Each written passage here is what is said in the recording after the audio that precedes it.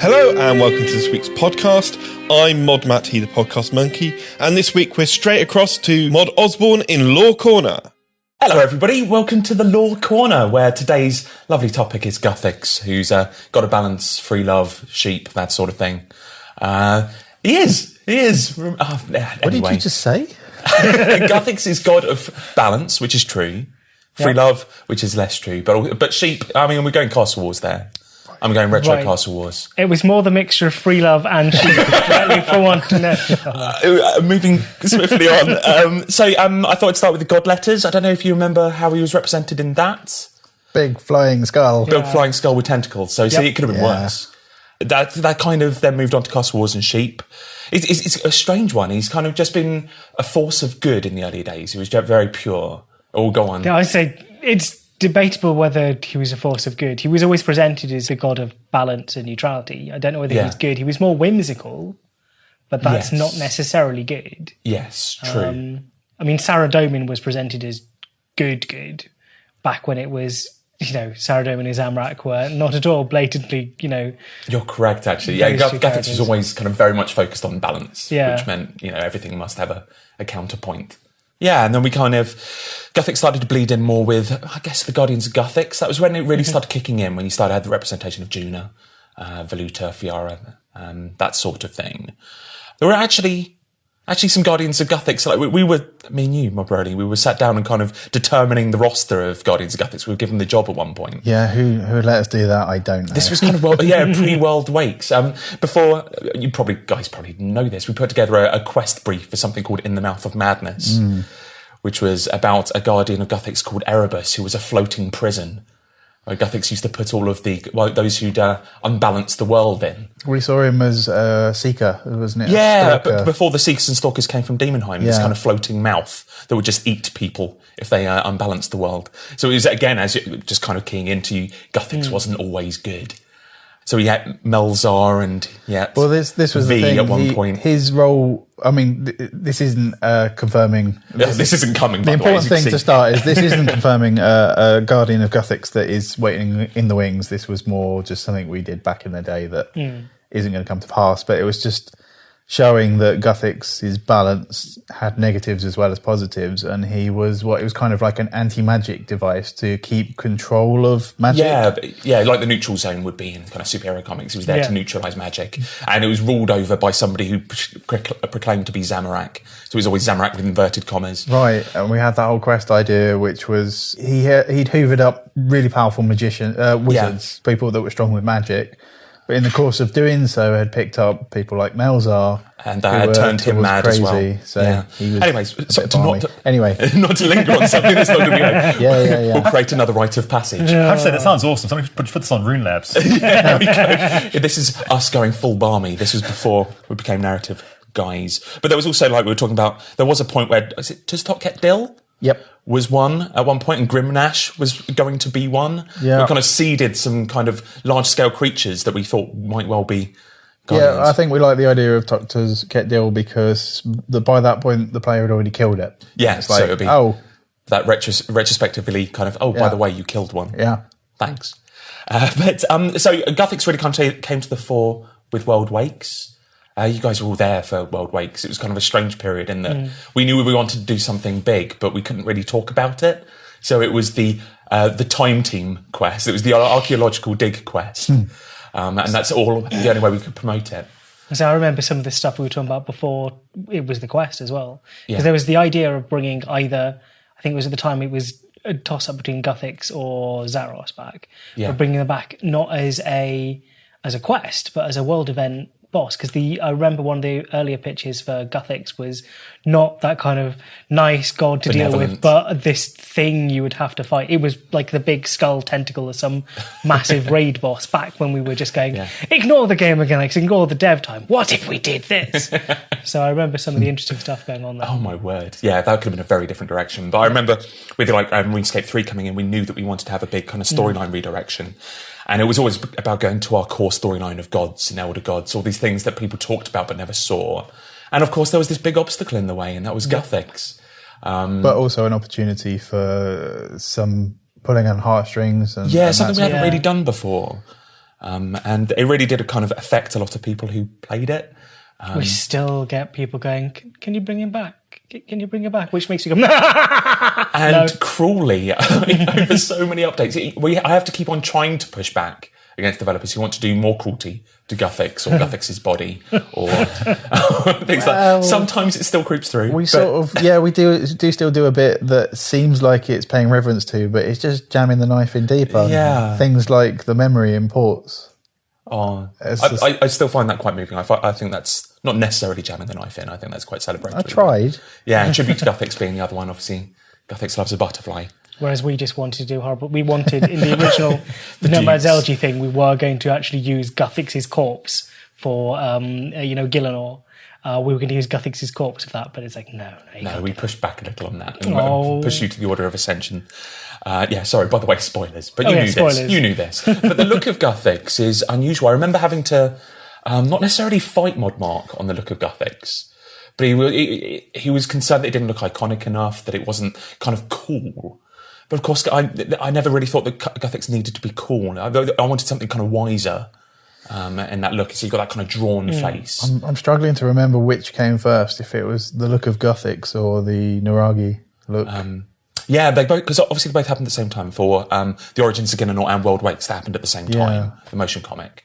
But we did have that notion quite early on of a god being the base race. Yeah, extrapolated out. Extrapolation. Yeah. And this was the first time we really got to show the origin race, which was quite cool. So we were talking, we started off with kind of take that Nuragi that you know of Gothics, add antlers like Lord Amlod. So it's very much that kind of, you could imagine a stag Gothics. We kind of pulled that back a little bit and then moved more to the halo, being some obvious kind of mythology references there. But I think it works. I think that kind of wise owl look. Yeah, in retrospect, like the god variant has those kind of discs. Yes. That on the joints, which, thinking back, I mean, this was not a conscious thing, but I mean, it almost is an echo of augmented items in some way. It's got these kind of plug-in points. Progenitor of invention. Yeah. It also has that kind of satyr-like look to it, which works very well with the whole nature thing as well. So we definitely wanted that. Nicely. Absolutely. So what Gothics represents was also very complex in World Wakes and quite hard to fall on. I was talking to you earlier. He's very much a absolutist. Absolutist, I think is what we said, because there's no room for reasoning or middle ground. It's like if you look at everything he's done, it's like the prime example being banishing the gods. It's all of the gods, not the gods causing the problem, not some of the big ones, but all of the gods, except for the ones who found some sneaky way. Yeah, and apart from Brassica, who's a very special case. But I mean, even Saren, who we had a bit of a thing with. He was like, no, you've got to go, which is why she went and exploded herself. I think you summarised that eloquently. With a sound effect. Yeah. So he is like that. But also I always found he's very naive. Yeah. That sense of I can just kind of leave everything to mortals and it will go well. And making that mistake not once but twice is relatively naive. It was naivety mixed in with a faint arrogance as well, because it's whole kind of... idealism. It's like... my opinion's obviously right about the gods, get rid of them all. Yeah. And therefore, the people who find leaving to it. It's faint arrogance mixed in with naivety as well. Which, let's be honest, all the gods are kind of guilty of. Sure. They're all a bit naively arrogant in different scales, but they're all like it. Absolutely. And I'm sure if Gothics was alive, you'd have quite a few people following him. I think he would have a very, very strong... Do you think he'd have more than Zaros? It depends. I mean, the World Wakes really kind of position the character, but of course that was positioning the character. They're both characters that don't seek the limelight really, and they don't seek followers en masse anymore, at least in Zaros' case. But Gothics doesn't have ancient curses to offer, so it's quite telling. You need a might spell have brought book. them. Yeah. Farming spellbook. Wait, hang on. Don't do that. It's a bad idea. I'll bring in the Gothics farm. Anyway, so relationship with Saren was another one. It's worth touching on. We still don't really know, do we? We touched on it a bit in The Light Within, I think. Explore that a bit further. So it's certainly quite heavily implied. In fact, I think... Well, it's not stated as like they were in love, but it was stated as there is definitely a strong relationship between them. Saren states that what they had was more than love. It goes beyond the sort of mortal concept, which is a bit of an arty-farty thing to say, but you know. So there was definitely something going on between them. Yeah, I think it's fair to say. Yeah, and a lot of people have asked, like, was there a relationship, or did he know about the Elder Gods? That often gets asked to me on Twitter, just because, were the Elder Gods, did they attract him here for any particular reason? Was he going to, because he was obviously of a very high power level, he was tier 2, and Zaros and Seren are the only other people on that tier, and they were children of Elder Gods. So I think a lot of people are kind of trying to draw a line there somehow. Sure, I mean, I'd say that's probably not something we'd answer on a podcast. Yeah. My personal opinion is I think he would have. Yeah. I think there's more to him than it seems to be on the surface. Like this going to sleep for 4,000 years or whatever. Yeah. It's a bit of a wishy-washy reason. Yeah. Wanting to remove himself from mortals and worship. But there are parallels. Another one. Yeah. There's blatantly more at play there. Yeah, absolutely. And so the future of Gothics, do you think there is any future for Gothics in storyline in the game? Is that it? Is it done? It's future for storyline, it's future for references to Gothics. I don't think that's quite the same as what the players are actually asking for, which is, can we have him back? Can we have him back, yeah. Because no, you can't. But I think there's certainly... in a true like Bandosian way, that the followers of that god is still around. And, I think we've done better with Gothics than we have in certainly in the case of Bandos so far. I think things like the memory of Argy and Gielinor and certain other quest lines are picking up the story threads can continue, more. definitely. I mean, just to come almost full circle, I'm still excited about the Guardians of Gothics. I wouldn't want to drop them by any means. I mean, we've filled out their roster with Death, with Keldar, for example. There's some story there, and maybe, who knows, an Erebus storyline with a mad floating prison at some point in the future. I would love to write that. Just going to throw that out. Wait, there's madness and that would be an darkness amazing involved. quest too, because you could steal the whole kind of hallucination thing from the Vampirium quest and then just go to town with it as well. You could have so much fun. Okay, so I think we've kind of roundly talked about Gothics. So next time round, we're going to be talking about the Elder Gods, which should be pretty damn dramatic. So thank you very much for listening. That was the Lore Corner. Goodbye. And thank you to the Lore Council. So with me now I have Mod Raven. Mod Raven. Hello. What is your favourite RuneScape music? So I would have to give initial special mention to Black Sabbath because it's the first thing I kind of worked with. Right. But if I had to pick a particular music, a song from RuneScape, it's going to be Elven Voice, because it's just so nicely put together. You've got this kind of lovely, slightly haunting music that sort of plays across, and then the voice comes in, and with other voices as well sing along with it. The whispers. It's just so eerie. It kind of crawls up your spine and sits at the back of your neck going, you can't see the mime of my fingers sort of doing that, but still. Mod Raven is indeed miming fingers doing there. Yeah. It's a really nice, really interesting song, and it's kind of different as well from some of the sort of earlier tracks, at least. It's nice and cool and haunting. One last question before we start listening to it. Mm-hmm. Do you envisage elves burning as you listen to it? I always envision elves burning, just constantly, regardless of the music. This does give it that kind of more cinematic feel. You can see them running in slow motion. You can see the horrid looks in their faces as they burn to crisp and crumble to ash. It's glorious. Damn that Mod Osborne. Not letting you have your dreams. Yep. And now we'll listen to the Elven Voice. Yep.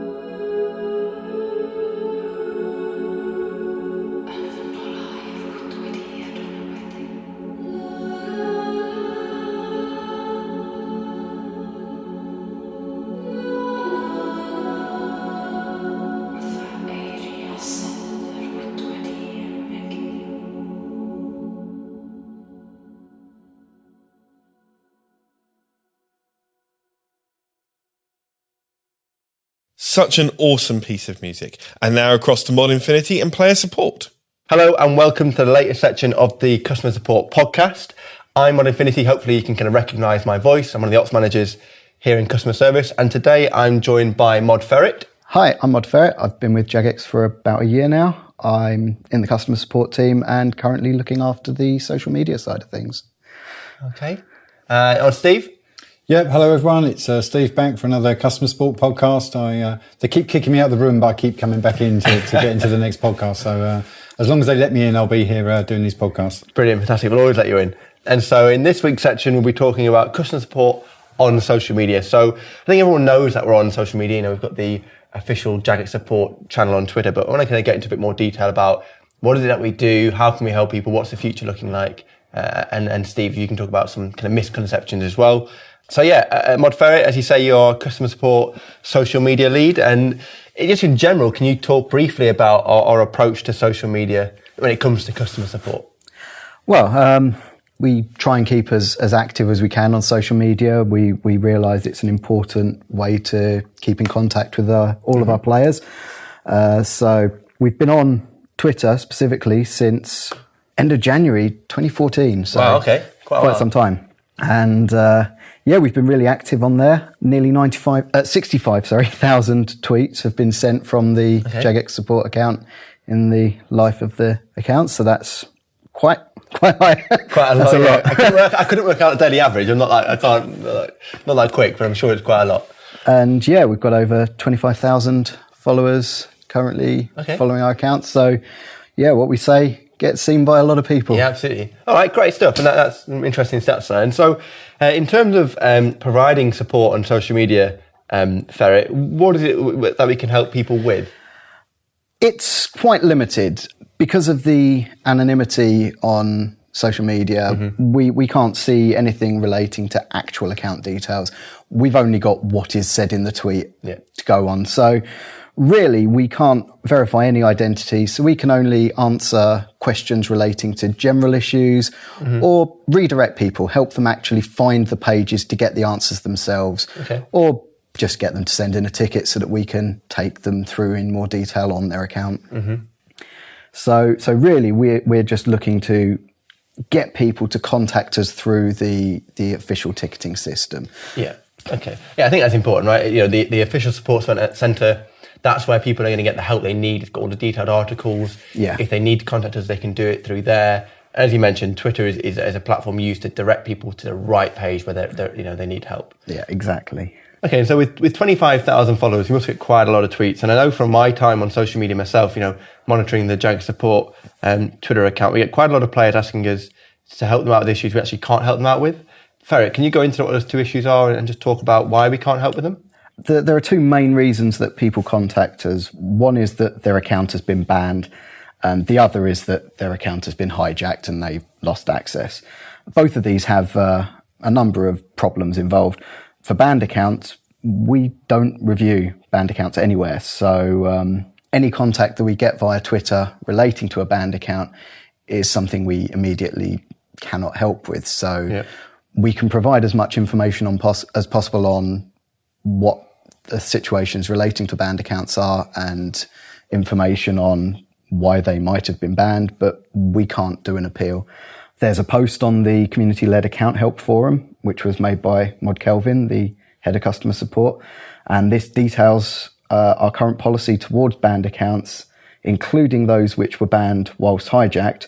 So we would obviously advise that anybody goes and checks out that post for full information on what to do in these cases and what information there is available on those accounts. Okay, cool. So that's going to cover off the banned accounts. You mentioned people who get hijacked as well. What's the approach to that? Well, I mean, we get a lot of reports about these, both from the individual themselves whose account has been lost and from concerned friends who want to raise attention to an account where the owner might not be aware that they've been hijacked yet. We do our best to help with these, but as previously mentioned, the anonymity makes it a bit more challenging. So in these cases, we would always advise that the owner of the account submits an account recovery appeal. This is the best way to prove ownership to us of the account because we can't accept personal information over Twitter. Of course. Being a public forum, essentially, all of your information is posted out in the open. So we want to try and maintain your security. And so the account recovery appeal process is by far the best way to contact us about hijacked accounts. Yeah, and I think, we mentioned in previous podcasts as well that those appeals are dealt with really, really quickly, I think often within hours, right? And if a player's got hijacked and they submit that appeal, it's going to be... Oh, yeah. I mean, we have members of staff on hand 24/7 processing these recovery appeals. So it will be within a matter of hours that it is responded to. And it is by far the best way to recover an account if anything should happen. Regardless of the time of day you find the problem and submit to us. Okay, cool. So you said that we have teams of people who monitor and review these account recovery appeals 24/7. Is that the same situation for social media, or is it slightly different? Or it's similar but slightly different. We monitor social media 24/7, so we're constantly checking for people reporting major issues, significant problems that we need to be aware of. But we don't always reply to posts, and we don't answer to everybody's tweets. Tweets are answered between the hours of 9 and 9, but major issues we're always on the lookout for, and we always want to know about them as soon as they arise. Okay. And so if a player tweets us at, say, 7 a.m. with just a general customer support issue, will that tweet get picked up at 9 a.m. when we start replying again? We aim to respond to them as soon as possible, but as always, there will be a queue. And so we can't guarantee that your tweet will be answered as soon as we start replying at 9 o'clock. But it will get replied to. It will get replied to, but, it has to fit in line with everybody else that has already asked a question of us. Yeah, okay, makes sense, cool. And so some players have noticed occasionally will tweet out at 3 a.m. or 5 a.m. If we don't respond to tweets during those hours, why might that be? Well, one of the things that we do, knowing that we're a UK-based company that have customers throughout the world, we want to make sure that we get information out to our players at all hours of the day. Sure. So we will schedule tweets to go out at certain times so that, information can be put out regularly to all of our players worldwide to ensure that, specific information is always available, even if we're not in the office to directly communicate it to people. Okay. I think a recent example of that is NXT, right? And we had scheduled tweets going out all hours of the day, advising people how to get help, what the top tips are, common troubleshooting issues. I think that went down really well, actually. Those tweets were engaged with and directed people to the right places. Yeah, it certainly helps. I mean, we want to make sure that people get the support they need. That's why we're here. And sending out scheduled tweets is one way that we can ensure we get information to people even when we're not in the office to respond to them. Yeah. And making sure that you get your questions answered, you get the help you need, and you get in game, regardless of the time that you need the help. That's got to be our main priority. Yeah. Okay, cool. And it's worth mentioning, just briefly, I think, that if you go through the support centre, that's obviously online 24/7. If you decide or choose to send in a ticket, we've got teams working 24/7 responding to customer inquiries through tickets. We've got teams responding to account appeals, abuse reports, offence appeals, all that kind of stuff. It's just social media where we have that 9 till 9 response time. But actually, we're reviewing it 24/7. We're making sure we're checking everything. And so with us checking 24/7, what kind of platforms are we checking, Ferret? The 24/7 checks will be, we do monitor Twitter to a certain extent to see if people have reported major issues, but we'll constantly be looking at Reddit, the RuneScape forums and Facebook. Okay. They're kind of our main areas to be checking. That seems to be where the majority of big issues will be mentioned if players are experiencing problems. Yeah. All right, fantastic, great. And I'm going to move over to Mod Steve W now. So, Steve, Ferret's been talking about our approach to social media and that we, respond to most issues and a few issues we can't deal with. Over time, there's been a few misconceptions, shall we say, where players think that we have locked an account or unlocked an account, banned an account, unbanned an account based off a tweet alone. So probably seen on Reddit quite a few times players complaining that the Jagged Support Twitter account has given their account away based on one tweet or two tweets of someone pretending to be them. Is that true? Is that something we did in the past, or we've done that is a bit of a myth that I'm happy to put straight, really. So, I mean, I can understand why people might think this, yeah? So, You have to consider, though, that we're looking at the evidence that's in the tweet, and that's just, 140 characters. And anyone can pretty much create a Twitter handle with anything they want. So, it's very easy to sort of pretend on Twitter that you're somebody else, yeah? You can create a Twitter handle that's got a similar name. People impersonate us. Yeah, we get it as well, yeah? We're obviously aware of that, we're not stupid, we know that if someone's tweeting to us, we've got very limited information. Obviously, we've got no access to Twitter's back-end systems or anything like that. We can just see the tweet the same as everyone else can. So we would never take it on face value that if somebody tweets us and says, this account's been involved in rule breaking, or this account needs locking, or this account's been hijacked, we wouldn't take that on face value and just take action based on that tweet alone. Okay. Now, what does sometimes happen is that we would look into the account and see that actually, there is a concern here. We can see an account has been compromised, for example. It doesn't seem to be accessed today from the place it's normally played, and it looks a little bit suspicious. Now, the kind of two things then start to line up. So you might say, okay, we've got somebody here on social media indicating that they think this account is compromised. And when we check that against our, back-end validated systems that we trust and know the information is correct, and we can see, yes, there is an issue, then we might take some action such as securing that account so that the owner can recover it. Yep. What we would never do is just sort of blanket apply a new password or email or something like that, based on the evidence of a tweet. If we see it's compromised, we'll say the best thing to do is to get it back to the owner, and the way to do that is to secure it and allow the owner to set a new password, which they'll either do through their email or by completing a manual recovery form. So, yeah, just to bust those myths, we do see these things on Reddit and other platforms where people talk about their accounts being given away.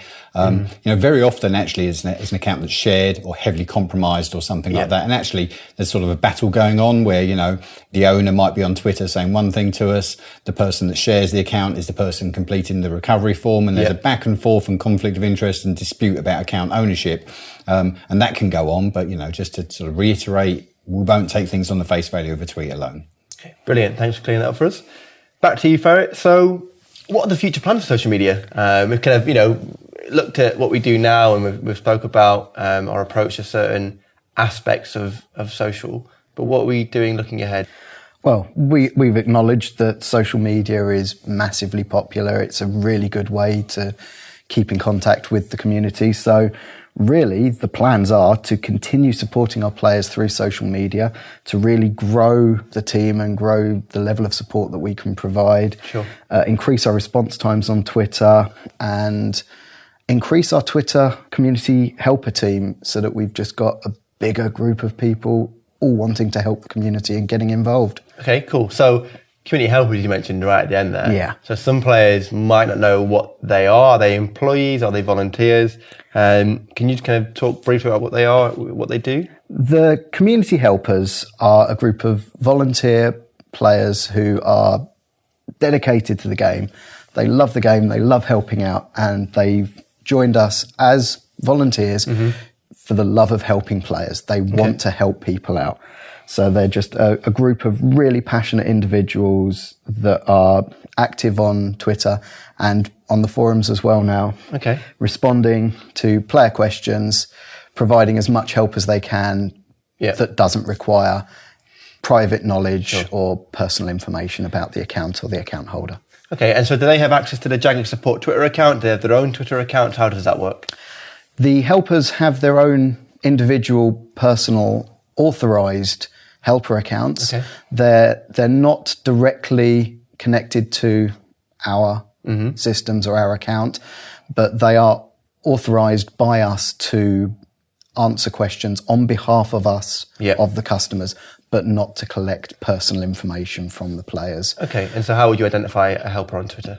The helpers all have the Twitter handle starting at Jagex Help. Okay. And there's currently 12 of them. Okay, brilliant. And so I think just go back to what Steve said before, it's very easy for people to impersonate people, right, including Jagex moderators. So I think just to be clear, helpers aren't going to ask you for your password. Helpers don't have access to our back-end systems. And actually there's a wiki page as well which lists all the current helpers on the team. And so you can check, who's giving me this information. Is it an official verified helper? Is this link going to be safe? Yeah, the helpers at most should only ask you for your character name or RSN, as they'll probably abbreviate it. They are in constant communication with a member of the Jagex team, so they are always able to ask us if they have a question that they can't answer or if they need further assistance. And in some cases, we can check up on accounts. So if they give you information that's relating to an account status, they have more than likely been in communication with us first and are simply passing on a message. None of the information is sensitive. It's just helping provide a service. Fantastic. And you mentioned forum helpers. We've extended the scheme onto the forums. How do we recognise who's a forum community helper? Yeah, all of the community helpers on the forums will have the community helper title as a tag next to their name on the forum, so you can identify them all there. All right, brilliant. And they'll be found in our community-led account help, tech help, and payment support forums, right? Yeah, well, they're active all over the forums, but particularly those are the forums that they really are sort of in charge of and looking after and doing a fantastic job on. All right, cool. So I think we've kind of covered quite a lot there. We've talked about a whole load of things when it comes to social media and customer support. But I think, Ferret, if we could end on some kind of statistics and some information, for last month, should we say? Yeah. Well, I mean, last month was a pretty good month for us. Okay. From our own Jagex support account, 3,383 tweets were sent, which I should mention includes some of the scheduled tweets that we previously spoke about. But of those tweets, many of them were replies to customer questions. In fact, we replied to 98% of all tweets that were sent to us. Okay. So what's the 2%? The 2% will largely be the issues we spoke about earlier that we simply can't respond to. So they're going to be banned accounts where we've already given the available information to find out about why an account would be banned. And further contacts may be closed without a response. Sure, that's reasonable, right? And issues where maybe the customer has sent 4, 5, 6 tweets concerned about their account, we can answer it with one. So we might not reply to every tweet they've sent, but we will always reply to the customer's question. We'll always get an answer out there. All right, thanks for that, Ferret. Some interesting stats there. And something I do want to mention is that actually we do include those kind of statistics on our monthly forum stats we publish in the general forum. So if you are interested in kind of learning more about the work we do on social media and the numbers behind that, definitely check out that thread which goes up at the start of every month, and it's a retrospective of the month just gone. So to end this stream, I think it would be helpful if we could just give a top tip each of what listeners would find helpful and useful. Steve, start with you. I'd say that I can understand the reaction some people might be to tweet at Jagex support as soon as they've got an issue with their account, such as, a hijacker's on the account or something like that. And I can understand that, it's on the internet, it's probably on your phone, in your pocket, it's quick and easy. And actually you see it on our own forums sometimes, people post that they're hijacked and the response they get from other players is tweet at Jagex support. The truth is that's not actually the quickest, most efficient way to regain control of your account. If you go to our support center, if you just go to runescape.com, hit support in the top right, you'll see our new knowledge base there. And if you just type something like reset password or something like that into our search bar, you'll get an article, give you all the advice you need, how to secure your account, how to get a new email set to the account, how to change the password. Even if a hijacker's got their email set to the account or something like that, you can follow the process through there. And that is actually the quickest and most efficient way to regain your account. Not to tweet at Jagex support. I mean, we love hearing from people, but actually, these people are in sort of dire straits. They need help, quite quickly. Somebody else is on their account, potentially doing damage and so on. You need to regain control of that. Quickest way to do that is head to our support centre, not to tweet us. All right, brilliant. Ferret? It's, as mentioned earlier, we have had some problems with people trying to impersonate the official accounts. So always make sure that you are looking at only information from the official account at Jagex support or from one of our recognised helpers who will have at Jagex help at the beginning of the name, and a full list of their names can be found on the wiki page. Okay, brilliant. And I think my top tip would be, go back and check just some of the tweets we've sent out recently. I think we get a lot of people asking the same questions and asking for help on the same issues, and it's likely that I've already sent a tweet out with an answer to your question. So just have a little scroll back through our recent tweets and replies, and it's probably more likely than not that you're going to find the right link or the right advice to your issue. Obviously, if it's not the case, check out Support Centre, as Steve said, or if you do think you need to tweet us, that's fine. We're happy to receive your tweet. Cool. All right, so 3 top tips there. And I think before we just sign out completely, we want to probably give a shout out to our Twitter helpers. Ferret, I know you know them off the top of your mind. Can you remember 12 helper 12, names? yeah. Can you? I can. I reckon I can definitely do 4. Anyway, go on, just see how you do. Well, we've got Bio, Dibby, Mexk, Gavo, Katie, Luke, Samo, Stevie, Tom, Lone Druid, Maxi, and Finance. Okay. 12, you count? I think so. All right. I wasn't expecting you to be able to do it that quick, to be honest. Well, I work with them day in, day out. I do know these. Okay. All right, brilliant. So that's a huge shout out to those individuals, right? They're on Twitter, they're helping us out. I think they love what they do, and we love what they do. Absolutely, a huge buzz, and last year we had them in the office, and I think we'll do something similar this year. A great group of people who work closely with, and I think it's worth mentioning we're always looking for people to join our community helper team. Oh yeah, we're not limited to those 12. We're always wanting to increase the numbers. If people want to be involved and they love the game, they love helping people, we want to know. Yeah, we'll spot them, right? So whether it's expanding our forum team or expanding the social media team, we're on the lookout always for people who are active in the community, helping out others in account help, payment or tech related issues, and we'll spot you. And if we think you make a good fit, you'll get an inbox invite through your official RuneScape message centre. Absolutely. All right, thanks Steve, and thanks for the insight into social media today. I think players will find it really useful. But for now, that's bye from me. Yeah, thanks for listening. And thank you and goodbye. Bye. Thanks for listening to this week's podcast, and hope you get to listen to us again soon. Bye.